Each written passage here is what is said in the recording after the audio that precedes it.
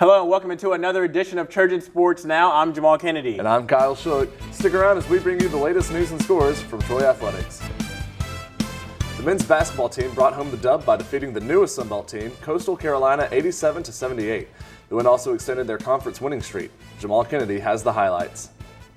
In Saturday's game, the Trojans were 11-2 when scoring at least 80 points. They improved to 12-2 after Saturday's offensive performance. Trojans scoring 87 on Coastal Carolina. We were good offensively tonight. We were pretty good the entire game. It's probably, I haven't looked at it. We ended up having some turnovers late, but we were at halftime. We had a great assisted turnover stat. We just didn't finish off well on that category, but really good win for us moving forward. It wasn't all offense though. Sometimes the best offense is a good defense, and the Trojans displayed it after Coastal Carolina opened up on fire.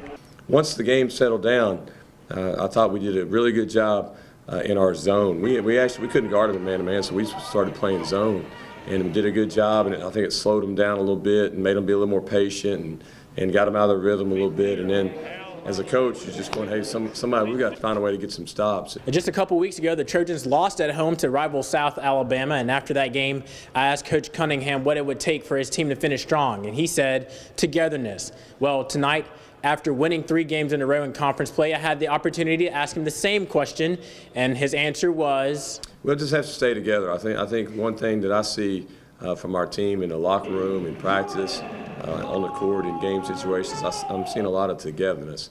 And as a coach, that's what really stands out. You know, we played well together all season, and you know, we had some letdowns here and there, but if we just stay together, you know, keep playing our game, you know, keep executing offense and defensively, night in and night out, we'll be fine. Jahmal Kennedy, Trojan Sports Now. The Trojans shot 12 for 27 from 3, good for 44%, to Coastal Carolina's 35%. And the good times are rolling for the men's basketball team after another win Monday night in Trojan Arena. It's now 4 in a row for a men's Trojan basketball team that's gaining ahead of steam in the Sun Belt Conference. But Monday night presented a different atmosphere ahead of Troy's victory. Tonight, for the first time all year, we had some home court advantage.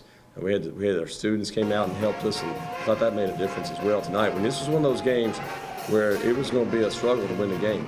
We weren't our best, they weren't their best. Somebody's got to grind it out. And I thought those students tonight really helped us push through. It was another stellar performance from the reigning Sun Belt Player of the Week in Jordan Varnado. The sophomore sensation posted a 21-12 line in Troy's victory. Yeah, late in the game, I thought they were a little tired, and man, when you battle Jordan for 40 minutes and defensively, he's going to wear people out. And he wasn't as efficient as he normally is, but when we needed him to come through, he did. It wasn't all about the starters, though. The Trojans were led by performances of 2 key bench players. Daniel Peace's steals, he had 2 huge steals. The one where he jumped that fake the pass route and jumped that passing lane, I think he got a 3-point play at the end of it. Was a huge play. But Alex is he's just going to get better and better. And what we need down the stretch is for him to do what he did today. Alex came in off the bench and he goes 4 for 6.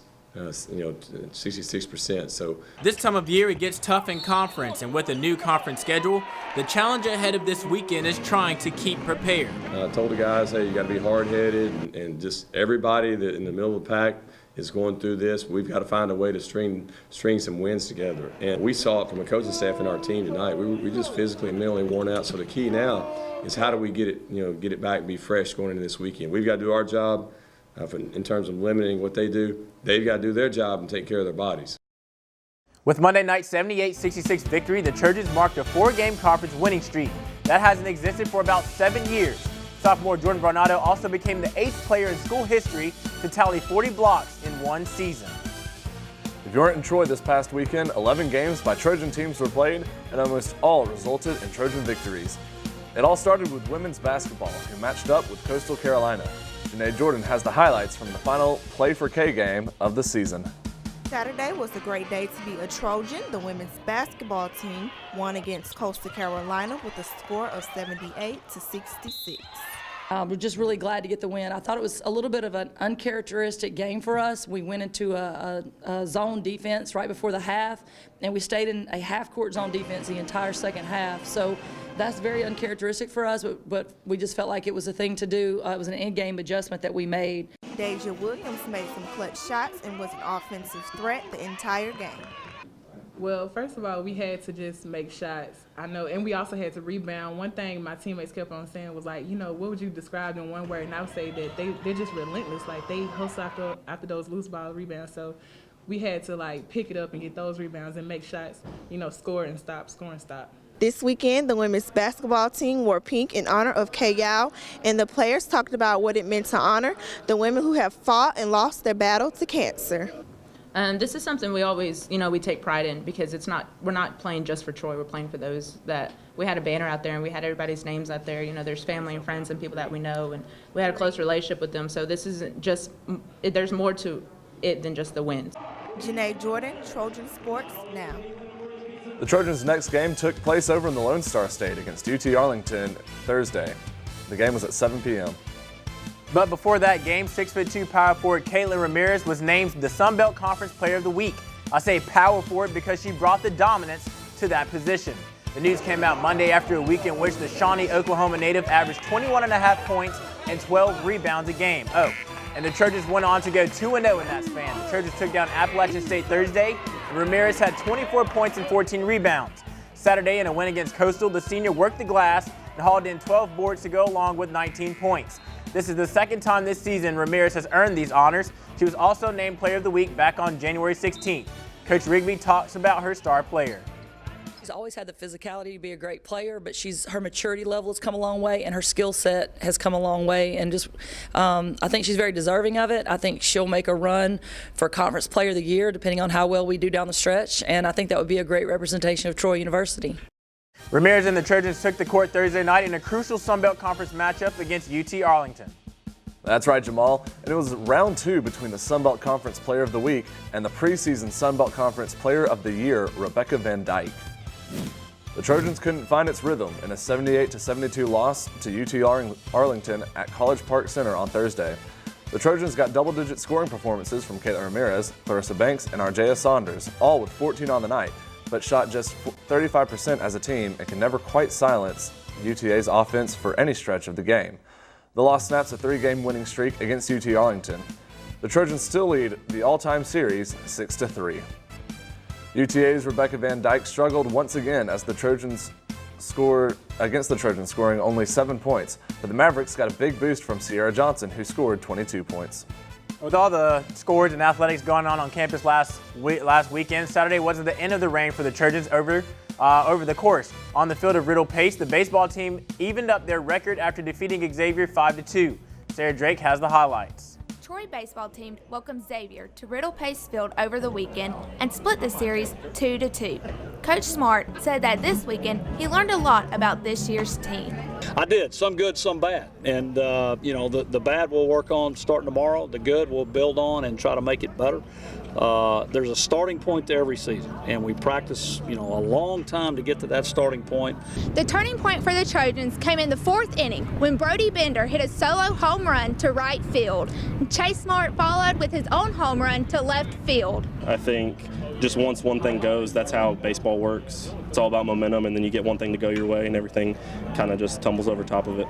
The best part of that was we executed to get the first run, and then we get a couple of balls off the bat and hit them out of the park, which we had not done yet. Back-to-back home runs from Brody and Chase, and that was a nice confidence boost for our team. The whole makeup of our team shifted when Brody hit that home run. The Trojans split the series, and it was not perfect, so the Trojans have to hit the drawing board before the next game.